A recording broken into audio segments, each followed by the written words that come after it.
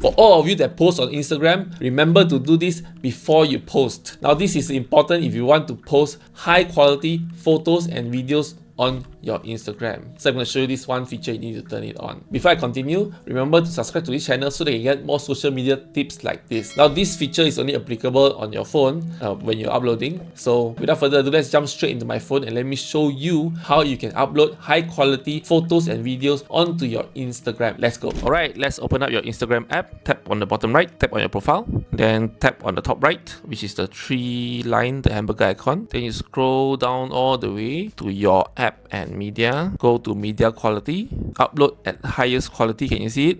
Yeah, just toggle it on. So now every time you upload, it will be highest quality. So remember to turn this on if you want to upload your photos and videos to the highest quality in Instagram. If you like what I share, do like this video and subscribe to this channel if you have not done so. Thank you so much and I see you next time. Goodbye.